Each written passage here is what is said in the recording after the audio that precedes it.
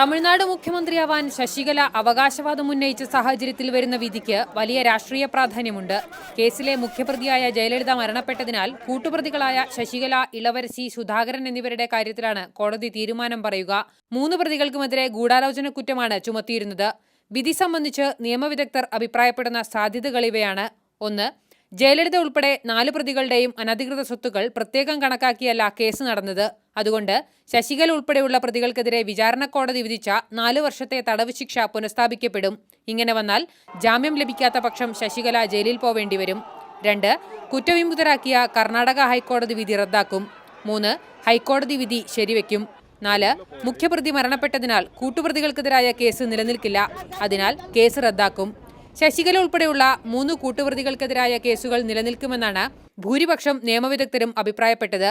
2014 CBI versus Jitendra Singh കേസിലുണ്ടായ വിധി അടിസ്ഥാനമാക്കിയാണ് ഈ നിഗമനം.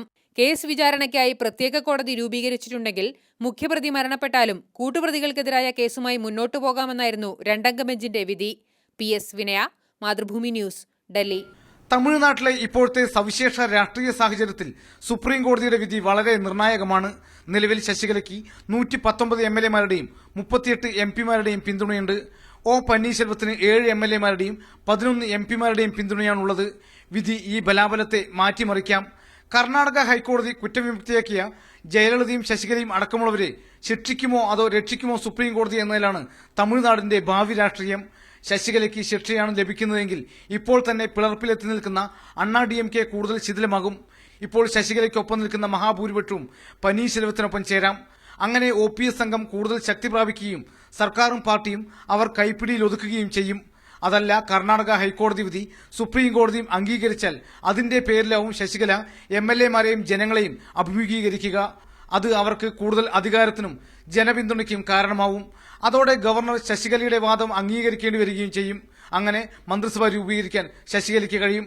അല്ലെങ്കിൽ അത് ജനാധിപത്യത്തിനും ജനാഭിലാഷത്തിനും എതിരായി വ്യാഖ്യാനിക്കപ്പെടും. മാതൃഭൂമി ന്യൂസ്, ചെന്നൈ. സുപ്രീം കോടതി വിധി ശശികലയ്ക്ക് അനുകൂലമായാൽ ഗവർണർക്ക് ശശികലയെ സർക്കാർ ഉണ്ടാക്കാൻ ക്ഷണിക്കേണ്ടി വരും.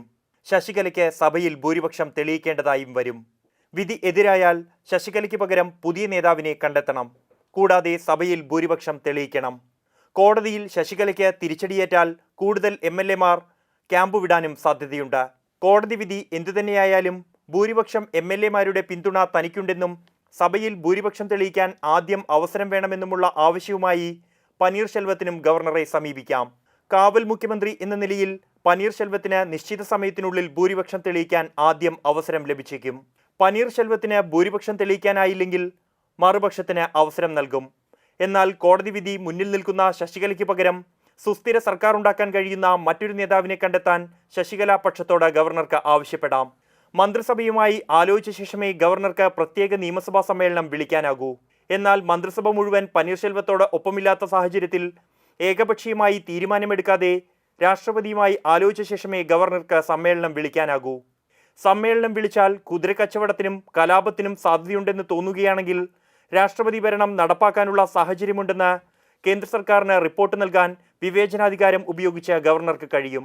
എന്നാൽ 1998 ഉത്തർപ്രദേശിലും അടുത്തിടെ ഉത്തരാഖണ്ഡിലും ഉണ്ടായതിന് സമാനമായി സുപ്രീം കോടതിക്കോ ഹൈക്കോടതിക്കോ ഇടപെട്ട് സഭാ സമ്മേളനം വിളിച്ച് ഭൂരിപക്ഷം പരീക്ഷിക്കാം. എന്നാൽ രാഷ്ട്രപതി ഭരണം പ്രഖ്യാപിച്ചെങ്കിൽ മാത്രമേ സുപ്രീം കോടതി ഇടപെടാൻ സാധ്യതയുള്ളൂ. ഇതിൽ ഏതുതന്നെ സംഭവിച്ചാലും തമിഴ്നാട്ടിലെ അസ്ഥിരത പരമാവധി നീട്ടിക്കൊണ്ടുപോകാനുള്ള കേന്ദ്ര സർക്കാരിന്റെ തന്ത്രത്തിന് തന്നെയാകും അന്തിമ വിജയം. മാതൃഭൂമി ന്യൂസ്, ഡൽഹി.